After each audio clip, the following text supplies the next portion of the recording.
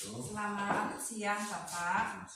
Saya mau minta waktunya sebentar untuk kegiatan wawancara pengambilan keputusan tentang paradigma dilema etika. Kebetulan materi tersebut ada dalam pendidikan guru penggerak modul 3.1. Terima kasih. Sebelumnya perkenalan dulu, nama saya Marsudi SPDSD. Kebetulan saya selaku kepala sekolah di SD Negeri 02 Kemudian tempat Ibu Esta bekerja. Kebetulan Ibu Esta sedang mengikuti CGP ya Bu, calon guru penggerak.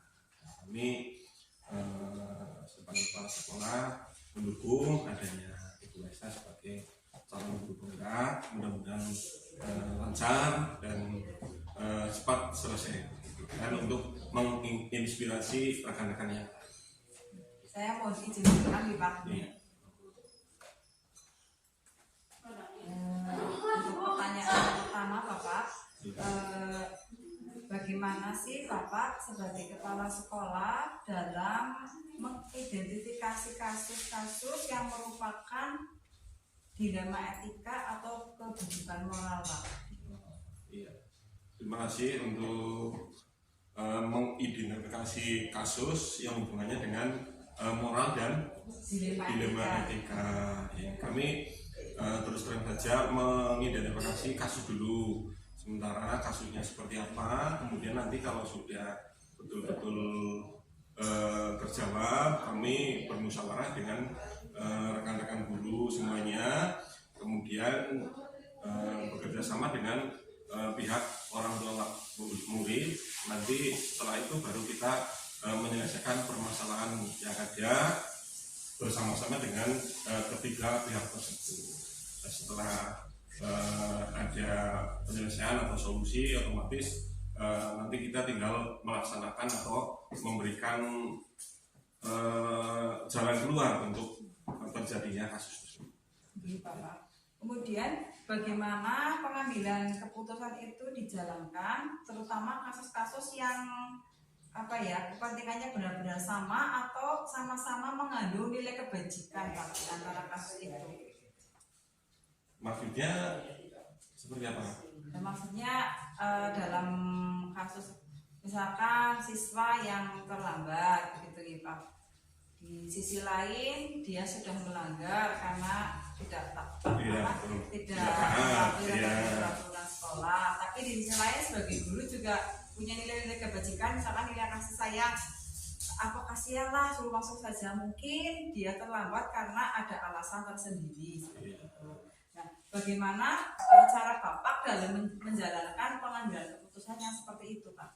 Itu tadi, jadi kita kolaborasi dengan ketiga stakeholder tersebut, dengan Bapak Ibu guru dan kemudian orang tua. Nanti diselesaikan bersama-sama. Misalnya anak tersebut misalnya terlambat karena di rumah disuruh dulu untuk nyuci atau membantu orang tua, ya kita undang orang tuanya supaya di rumah itu jangan terlalu dibebani dengan pekerjaan yang akhirnya anak tersebut istilahnya sibuk dengan pekerjaan di rumah sehingga ke sekolah bisa.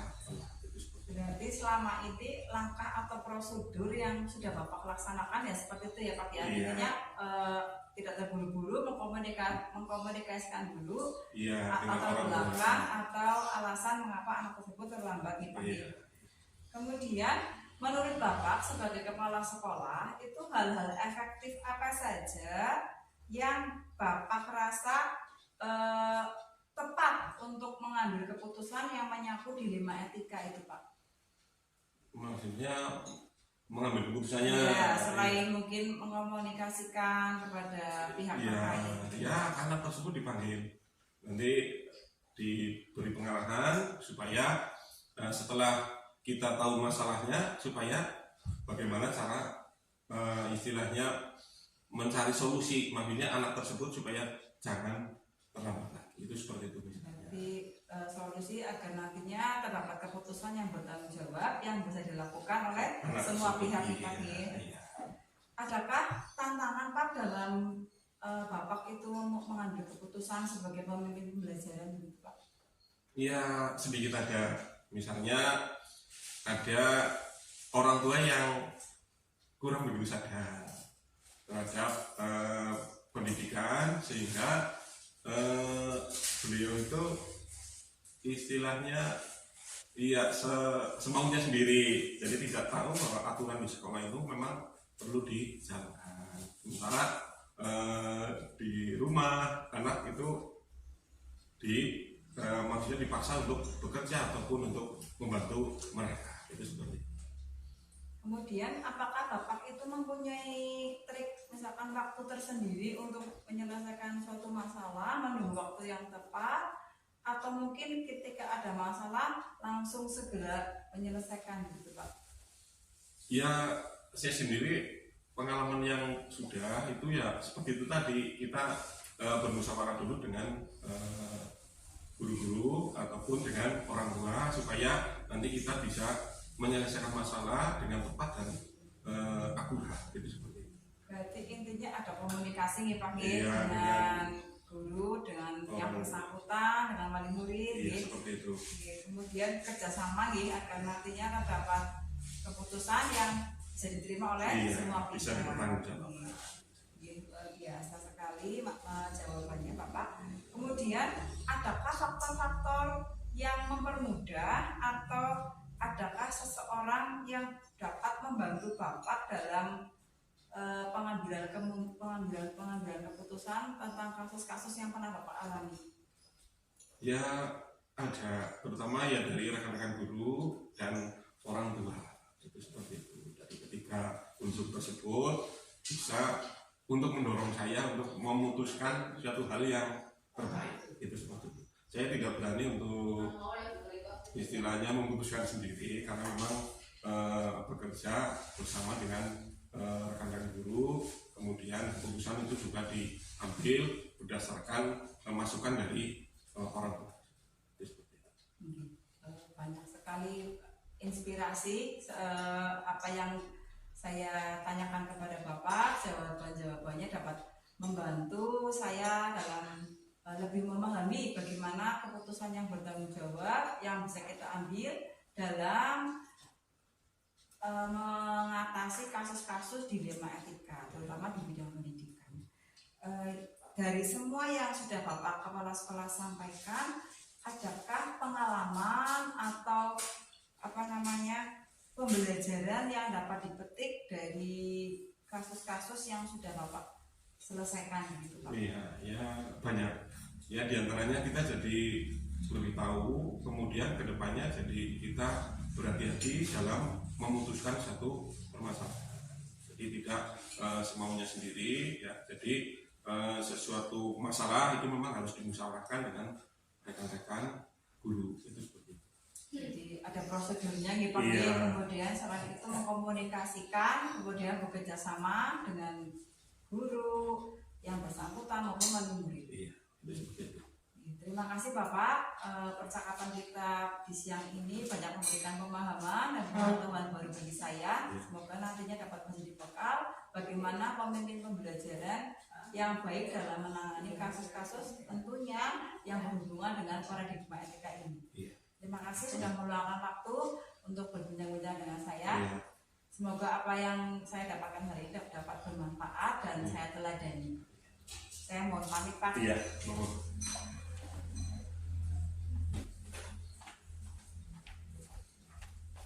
Kok asing?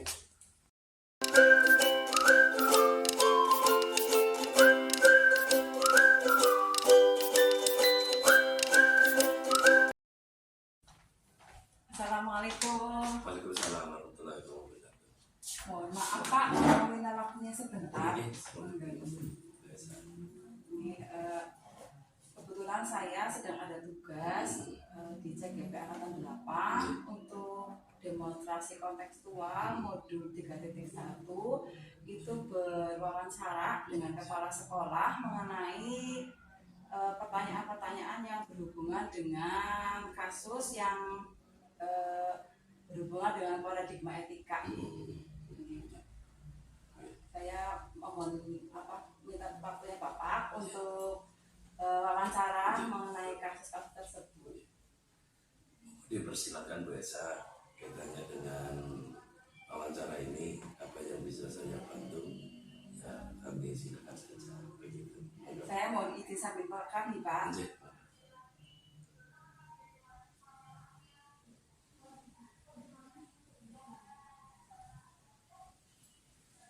Untuk selama ini Bapak sudah sebagai menjadi kepala sekolah di SD Negeri Pekutan 1 ini, selama ini bagaimanakah Bapak dapat mengidentifikasi kasus-kasus yang merupakan dilema etika atau bujukan moral? Kalau misalkan dilema etika kan biasanya dari sisi perasaan itu benar, tapi dari sisi hukum keliru nih Pak. Bagaimana cara membedakan mana yang dilema etika dan mana yang bujukan moral? Gitu Bapak. Ya kaitannya dengan permasalahan atau kasus-kasus yang ada di SD 1 Pekuncen ini secara umum sebenarnya ya tidak begitu signifikan, artinya boleh dianggap tidak ada normal-normal saja, tetapi ya ada beberapa hal yang tentunya mungkin ini menjadi sebuah permasalahan yang dapat segera diatasi. Di antaranya adalah pada awalnya SD 1 Pekuncen ini merupakan sebuah SD yang hakikatnya sebenarnya itu SD induk dari Gugus Ki Hajar Dewantara. Akan tetapi pada perjalanannya itu ada beberapa hal yang diawali kedatangan saya ini, kami melihat dan mendengar ada beberapa kasus yang berkaitan dengan sekolah dan masyarakat ini. Jadi di antaranya adalah bermula dari perihal tentang sumbangan yang dianggap oleh masyarakat itu katakan bukan sumbangan tetapi utang. Jadi diawali dengan permasalahan seperti itu oleh kepala sekolah yang terdahulu, akan tetapi berdampak kepada kegiatan pembelajaran maupun iklim suasana sekolah yang kurang kondusif antara sekolah dengan masyarakat. Nah, hal ini kami kemudian, apakah ini yang benar masyarakat, yang salah sekolah, atau sebaliknya? Nah, hal ini yang mestinya harus ada titik temu antara kami pihak sekolah dengan masyarakat. Nah, itu yang mungkin bisa menjadi suatu kasus awal kami berada di SD ini adalah menyelaraskan antara anggapan di masyarakat kemudian juga sekolah. Nah, ini yang perlu ada iklim kondusif antara pihak sekolah dan masyarakat itu. Ya. Kemudian bagaimana Bapak menjalankan pengambilan keputusan di sekolah seperti kasus-kasus yang ada tadi, jika dalam kepentingan yang sama, maksudnya apakah masalah itu sama-sama mengandung nilai-nilai kebajikan Pak? Betul, ada. Jadi kebajikannya itu tentunya pertama, kalau dari pihak sekolah kami lihat bahwa semua itu kan ada program-program sekolah demi sebuah kemajuan sekolah. Nah, tentunya kemajuan sekolah itu meliputi beberapa hal yang kaitannya dengan kegiatan pembelajaran tentunya dan sarana-sarana pendukung dari sebuah pembelajaran itu. Sedangkan untuk hal-hal yang mungkin benar bagi masyarakat adalah bahwa ketika itu menjadi sebuah kebutuhan dari sekolah, tentunya ada semacam komunikasi yang baik dan intens untuk memahami bahwa itu adalah sebuah kebutuhan yang perlu didukung oleh masyarakat. Sekaligus juga masyarakat kan melihat juga dari katakan kemampuan dari masyarakat itu tadi. Jadi dua hal yang sama ini yang mengandung sebuah kebenaran, akan tetapi butuh ada sebuah jembatan komunikasi antara pihak sekolah dengan pihak masyarakat. Itu seperti itu. Selain komunikasi itu langkah-langkah atau prosedur seperti apa yang sudah Bapak lakukan selama ini? Ya, kami mengidentifikasi bahwa adanya sebuah gap antara sekolah dengan masyarakat ini titik muaranya adalah pada komunikasi itu, sekaligus juga sistem pendekatan. Kenapa? Ini yang terjadi itu pada saat awal kami di sini itu pengurus komite itu ada yang mengundurkan diri, bahkan justru ketuanya mengundurkan diri, ketua komite, sehingga secara praktis komite di sekolah ini itu tidak bisa berjalan secara efektif. Nah, kemudian kami melakukan sebuah pendekatan di mana kami mendekati tokoh-tokoh masyarakat yang ada di sini, tokoh-tokoh pendidikan juga, dan juga orang yang berpengaruh di lingkungan sekitar masyarakat sekolah ini. Ya, begitu pula dari pemerintahan desa. Nah, ini sebagai kata stakeholdernya. Nah, itu kami dekati, kemudian kami ajak komunikasi. Selanjutnya dari kegiatan itu kemudian kami mengadakan sebuah forum bertemu dengan beberapa komite yang masih aktif, sehingga itu juga dari tokoh masyarakat itu tadi dan beberapa kepentingan. Kemudian kami kumpulkan, kami ajak bicara, kami ingin mendengarkan sebenarnya sebuah permasalahan titik letaknya di mana. Apakah itu kita bisa katakan perbaiki, kemudian kita lakukan komunikasi yang baik antara sekolah dengan masyarakat.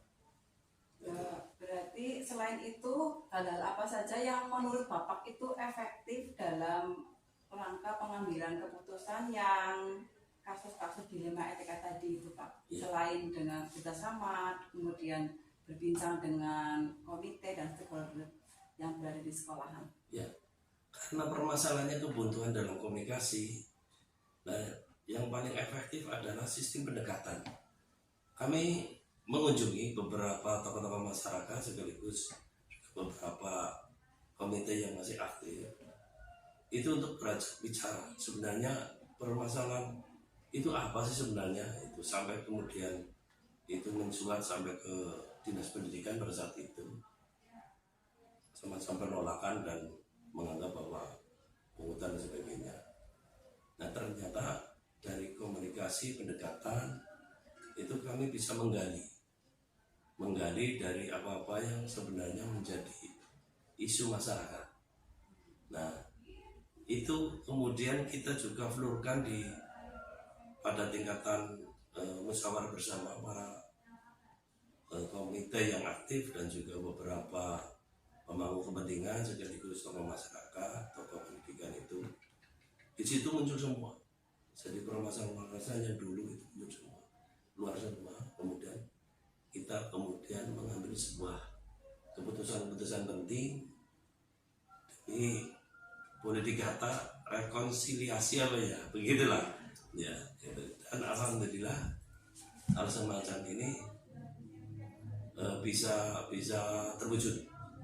Kemudian kami merombak komite ini, yaitu mereka yang hadir, berkomunikasi dan sebagainya. Kemudian kami bentuk kepengurusan komite yang baru. Dan alhamdulillah saat ini sudah berjalan dengan baik. Beberapa hal yang kaitannya dengan dukungan masyarakat untuk pembelajaran, untuk sarana pendukung, nyatanya tidak ada menjadi sebuah masalah. Dan sekarang sudah berjalan seiring sejalan.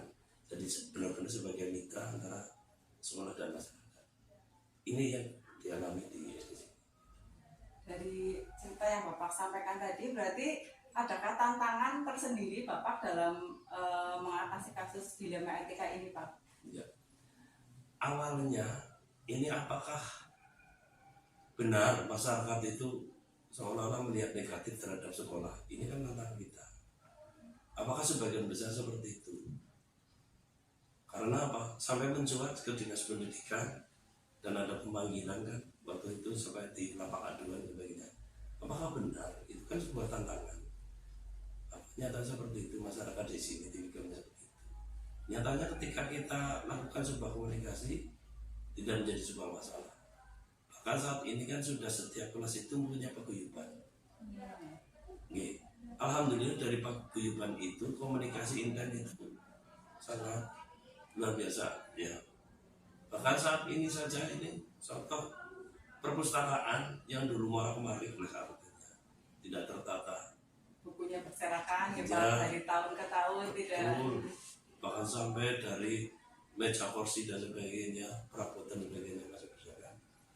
Itu ada inisiatif dari mereka-mereka paguyuban kelas itu untuk menata dalam alhamdulillah. Berarti dalam penyelesaiannya selain pada saat waktu itu juga Bapak juga menyiapkan waktu Betul. untuk berkomunikasi dan berkolaborasi Pak dalam penyelesaian kasus tersebut. Kemudian yang ingin saya tanyakan kembali, adakah seseorang atau faktor-faktor yang selama ini dapat mempermudah Bapak untuk mengambil keputusan dalam kasus-kasus tersebut Pak? Jadi ternyata ketika kami menelusuri itu tadi yang saya sampaikan, itu tokoh-tokoh masyarakat ini benar-benar mengatakan bahwa memang harus SD itu harus maju. Bahkan mereka-mereka ini sebenarnya adalah alumni dari SD begitu. Merasa sayang ketika SD ini kemudian kelihatan mundur ke belakang, intinya semacam itu. Nah, dari ini saja saya katakan berkomitmen bahwa ternyata mereka juga mengatakan sekolah ini maju. Apalagi dari Bapak Lurah saja itu kan alumni sini. Mereka Lurah Pekunjan dipanggil. betul, Bapak Lurah Pekunjan ini alumni sini. Sekaligus juga memberikan sebuah masukan.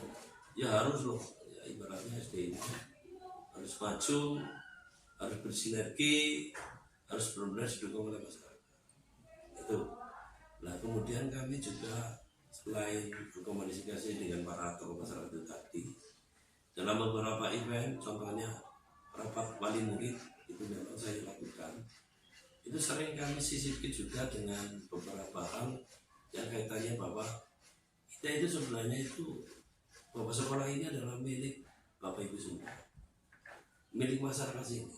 Maju dan mundurnya sekolah ini adalah Bapak Ibu, tanggung jawab Bapak Ibu. Jadi ketika Bapak Ibu menghendaki sekolah ini maju, ayo seiring sejalan bersama-sama kita bangun sekolah ini dengan baik. Itu. Ketika ada sebuah permasalahan, kenapa tidak langsung saja menuju ke sekolah, kita berkomunikasi saling terbuka begitu di dalam rapat wali murid atau juga setiap paguyuban ada rapat-rapat itu saya sisipi dengan semacam itu. Bahkan juga saya sisipi bahwa sebenarnya pendidikan pada anak itu bukan tanggung jawab hanya sekolah saja. Itu ada 3 pilar, diantaranya adalah dari orang tua, sekolah dan masyarakat. Ketika salah satu pilar ini tidak bersinergi, otomatis pincang. Maka saya membutuhkan sekali perannya orang tua Bapak Ibu. Ya. Keinginannya seperti apa sebenarnya? Dukungan dari masyarakat, keinginan sekolah ini sebenarnya maunya seperti apa? Nyatanya setelah itu, alhamdulillah segala program di sekolah ini betul-betul disokong oleh masyarakat, meliputi pramuka, ya, bahkan menganggarkan anggaran yang besar juga disokong, tidak ada masalah. Bahkan sampai sarana prasarana membuat floating cap untuk ruang pertemuan itu ya dari sumbangan paling tidak menjadi masalah. Bahkan mereka sering muncul ide-ide di mana untuk kemajuan sekolah. Di antaranya sekarang itu sudah berjalan dengan komite ketika ada jendela rusak dan sebagainya. Saya hanya menyampaikan kepada komite ini pada jendela rusak, ada pintu rusak itu gimana? Itu ketika saya sampaikan situ hari Sabtu Minggu kan libur. Ya. Itu dimanfaatkan oleh komite untuk memperbaikinya. Hari Senin ini sudah bagus. Kerjasama antara komite dipanggil dan wali murid ya. Tentunya. Karena mereka itu mengelola keuangan dari sekolah, dari masyarakat. Itu adalah komite, bukan sekolah. Jadi kami serahkan ke komite, monggo silakan, dan itu sudah berjalan. Bahkan sampai misalkan ada lantai yang tegelnya pecah dan sebagainya, saya tinggal menyampaikan kepada pengurus komite itu ada yang perlu diperbaiki. Hasilnya sudah bagus, ini sudah berjalan dan tidak ada masalah. Nyatanya semuanya itu adalah dari dukungan masyarakat. Itu. Jadi istilah pungutan atau sebagainya itu mereka sudah paham di mana letak pungutan, di mana letak sumbangan, di mana letak mereka berperan serta di sekolah ini. Mereka itu malah berlomba-lomba bagaimana saya bisa berkontribusi. Di antaranya kemarin pada saat penataan ruangan perpustakaan, saya punya tenaga pak, pokoknya nah itu boleh Bu begitu. Bahkan sampai pembuatan kantin itu bersih-bersih dan sebagainya, bersih-bersih dan penataan kantin itu juga dari mereka sendiri begitu. Luar biasa sekali apa yang disampaikan, menjadi pembelajaran baru bagi saya nih Pak dalam melaksanakan praktek pemimpin pembelajaran yang baik. Kemudian terakhir ini Pak, dari uraian tadi yang sudah Bapak sampaikan, adakah pembelajaran atau pengalaman yang dapat dipetik dari hal tersebut? Maksudnya untuk kemajuan dalam kita sebagai aktor dalam pemimpin pembelajaran. Ya begini, jadi seorang pemimpin di dalam mengambil sebuah keputusan, yang pertama itu jangan buru-buru kita mengambil sebuah keputusan ketika kita belum mendapatkan informasi yang lengkap. Itu jadi pembelajaran di sana. Kedua, bahwa seorang pemimpin harusnya mau mendengarkan dari beberapa sumber. Ketika kita seorang pemimpin itu memaksakan dari apa yang dipikirkannya, apa yang diniati, apa yang jadi kemauan kita sendiri, otomatis itu sering menjadi sebuah benturan. Itu karena itu kita butuh juga mendengarkan mereka keinginannya apa. Gitu. Yang ketiga adalah butuh pendekatan. Pendekatan itu tidak harus formal. Justru pendekatan non formal ini sangat manusiawi. Artinya apa? Ketika kita selalu melakukan musyawarah atau mendengarkan pendapat dari masyarakat dan sebagainya, orang tua wali murid, dengan sistem pendekatan formal, itu kadang-kadang mereka itu segan juga menyampaikannya. Tapi kalau pendekatannya non formal, kita kunjungi, kita ngobrol dari hati ke hati, artinya tidak tersekat oleh sesuatu yang formal, lebih cair dan justru mendapatkan yang benar-benar yang diinginkan mereka. Itulah itu yang perlu kita katakan sebagai seorang pemimpin itu harus menjalankan itu. Nah, selanjutnya adalah kita menjalin komunikasi dengan stakeholder pula. Ya, stakeholder yang ada di sini setidaknya dia akan memberikan sebuah arahan begitu. Apalagi ketika kita punya pimpinan di dinas pendidikan, kemudian pimpinan di masyarakat yaitu kepala desa dan sebagainya, ini kita libatkan. Ini sangat efektif sekali ketika kita mengambil sebuah keputusan, dan juga dampaknya melebihi dari ekspektasi kita. Gitu. Sebab mereka juga nanti akan berkontribusi memberikan sebuah masukan-masukan. Nah ini, bahkan ketika ada event-event katakan musyawarah wali murid dan sebagainya, itu kita datangkan stakeholder itu, Pak Lurah didatangkan, ya, dari dinas pendidikan, Bapak pengawas didatangkan. Mereka akan memberikan sebuah penjelasan, memberikan motivasi, memberikan sebuah gambaran terhadap masyarakat. Otomatis masyarakat itu akan mudah memahami apa yang kita sampaikan. Menyambut dengan positif nih Pak. Jadi intinya seorang pemimpin itu seperti itu. Jadi kita harus low profil, jangan seolah-olah bahwa seorang pemimpin maka segala sesuatu yang tahu adalah saya. Enggak, saya seperti itu. Kolaborasi itu sangat penting. Banyak hal baru dan pembelajaran yang baik yang sudah saya dapatkan dari Bapak. Terima kasih atas waktunya.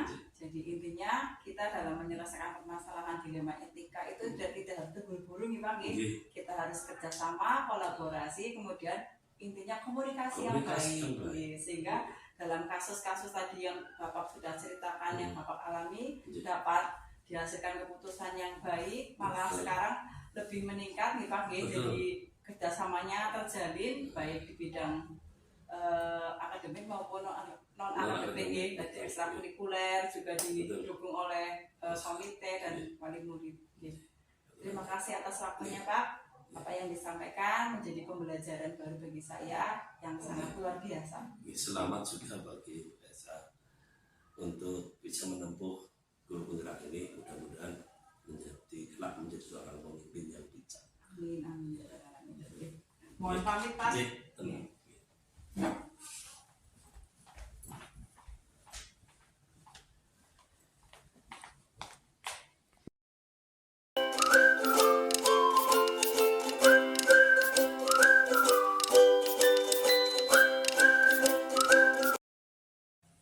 Assalamualaikum. Waalaikumsalam. Mohon maaf Bu, mengganggu waktunya sebentar. Ya, Saya ingin berbincang-bincang dengan Ibu. Kebetulan saya ada tugas modul 3.1 demonstrasi kontekstual untuk mewawancarai 3 kepala sekolah tentang paradigma dilema etika. Terus saya mohon izin untuk direkam Ibu.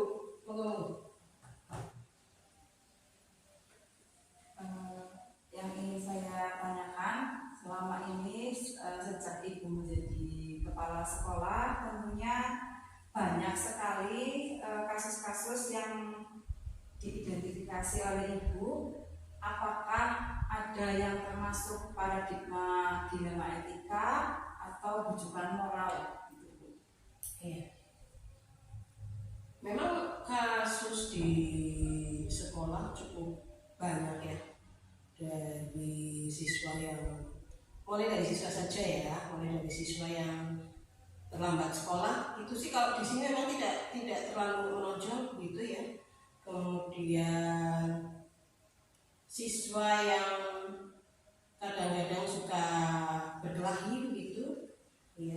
Kemudian ada juga yang ketika kita kalau dengan wali murid sendiri, ketika kita memberikan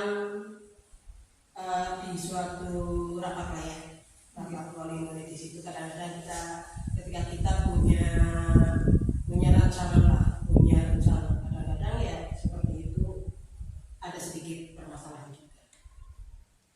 Selama ini bagaimana Ibu dalam melaksanakan pengambilan keputusan di sekolah Bu untuk kasus-kasus dilema etika yang kita hubungan dengan nilai-nilai kebajikan? Iya. Kalau contohnya untuk siswa saja ya, kalau siswa yang terlambat sekolah ataupun tidak mengerjakan PR, ya tidak mengerjakan tugas seperti itu memang diambil keputusannya sih sebenarnya kalau saya kadang-kadang memberikan petunjuk saja ke para guru, diharapkan untuk siswa tersebut diberi nasihat.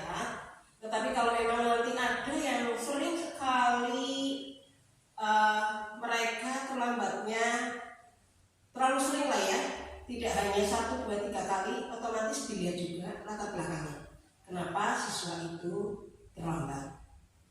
Kemudian ketika dengan wali murid, ketika kita mengadakan pertemuan, ketika memang di situ ada sedikit permasalahan begitu, kita bersama-sama juga dengan komite dan para guru kita memberikan keputusan supaya wali murid itu juga merasa ikhlas atau apa gitu, terutama ketika kita mengambil suatu program, sehingga wali murid itu kadang-kadang mereka diberi sedikit supaya memberikan impak lah ya, impak. Nah kadang-kadang ketika impak tersebut adalah sebenarnya mereka secara sukarela, hanya kadang-kadang kan dilihatnya ada juga masyarakat yang melaporkan atau apa sehingga akhirnya terjadi suatu permasalahan sedikit. Walaupun di sini sih pernah ada seperti itu, tetapi kita memberikan penjelasan bahwa contohnya ketika mengaspal jalan begitu ya, itu memang kita memberikan rancangan ke wali murid untuk semuanya seperti itu. Sebab kenapa kita merancang seperti itu? Karena apa? Sudah ada beberapa orang yang jatuh dari motor sehingga kita akhirnya seperti itu. Walaupun sebenarnya kalau kita minta ke pemerintah mungkin akan diberi ya, akan diberi, tapi menunggunya terlalu lama dan akhirnya ya sudah banyak korban seperti itu. Berarti biasanya prosedur apa atau langkah yang Ibu lakukan itu apa agar dalam pengambilan keputusan itu bisa dilaksanakan dengan efektif, Bu? Selain bekerjasama mungkin dengan wali murid ataupun dengan komite. Iya, langkah yang pertama otomatis kita identifikasi lah ya. Kita contohnya yang pengaspal seperti itu, kita lihat dulu permasalahannya. Ketika memang pertama kali adalah kita melihat masalahnya, sebab jalan menuju ke arah SD kita itu sudah banyak berlubang, sehingga seperti itu analisanya. Kemudian kita bersama dengan komite, ya kita tetap bersama dengan komite melihat dulu ke sini, untuk apa ya, untuk merancang untuk semuanya seperti itu. Kemudian akhirnya kita mengadakan kumpulan wali murid seperti itu, sehingga akhirnya bisa mengambil suatu keputusan yang diusahakan itu semua wali murid bisa menerima, ya. Bisa menerima walaupun kadang-kadang mungkin mereka juga merasa berat juga gitu ya. Hanya kita berikan solusi yang terbaik untuk mereka supaya apa saja yang permasalahan yang ada di SD terutama seperti itu dapat diselesaikan dengan baik. Ada tantangan tersendiri Bu dalam melakukan pengambilan keputusan di LKMK tersebut? Iya, setiap masalah, setiap apa saja otomatis kita punya tantangan tersendiri. Iya, kita punya tantangan tersendiri.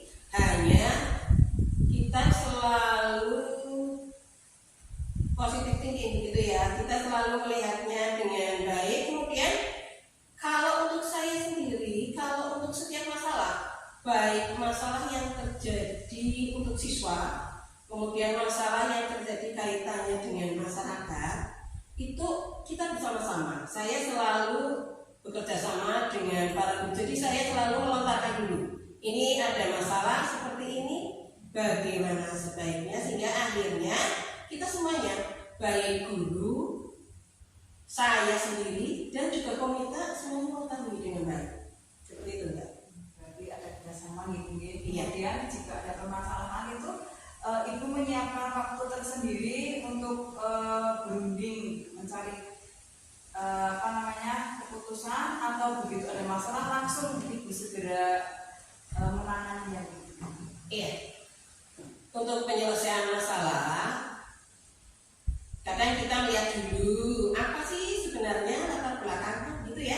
Kita identifikasi dulu apa sih sebenarnya masalahnya, sebab ketika nanti memutuskan jangan sampai keliru gitu ya, tidak terburu-buru. Sehingga kita memang kadang-kadang ketika ada masalah otomatis kita selesaikan bersama-sama. Baik itu kadang-kadang untuk saya sendiri, ketika memang masalah itu sangat darurat lah ya, harus diputuskan diri, saya biasanya melihat seperti itu. Kita analisa dulu masalahnya, kemudian nanti kita bareng dengan guru supaya semuanya terjalin, hasilnya baik lah ya. Berarti melalui prosedur-prosedur yang sudah dipikirkan secara matang. Iya. Kemudian adakah seseorang atau faktor-faktor yang selama ini dapat mempermudah Ibu dalam mengambil keputusan yang berhubungan dengan paradigma dilema etika ini? Iya, ya otomatis ketika kita mengambil suatu keputusan, kadang-kadang kita ada suatu masalah yang berkaitan dengan sekolah, tapi tetap harus kita konsultasi dengan stakeholder, dengan pemerintah.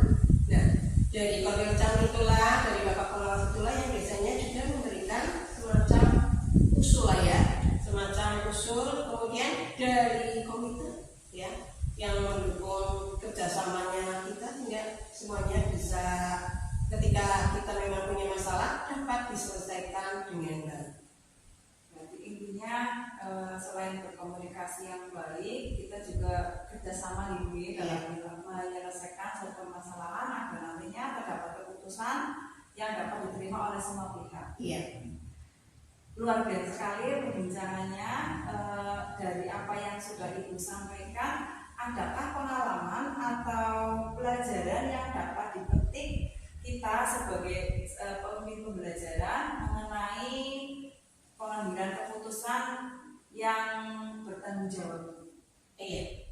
Sebagai pemimpin pembelajaran, ketika kita mengambil suatu keputusan, otomatis nomor satu adalah kita tidak boleh terburu-buru, tidak boleh mengedepankan emosi saja begitu ya, supaya semuanya hasilnya baik, yang lain juga tidak tersinggung, kemudian apa yang kita inginkan dapat berhasil dengan maksimal. Berarti intinya kita harus senantiasa mencari keputusan yang bisa diterima oleh semua pihak, tidak terburu-buru dan dikomunikasikan. Iya, seperti itu. Apa yang kita bicarakan hari ini, yang saya tanyakan, alhamdulillah sangat menginspirasi dan pengetahuan baru bagi saya, Bu. Bagaimana kita nantinya sebagai pemimpin pembelajaran menyimpulkan atau mengambil keputusan yang sesuai dengan paradigma etika ini. Terima kasih.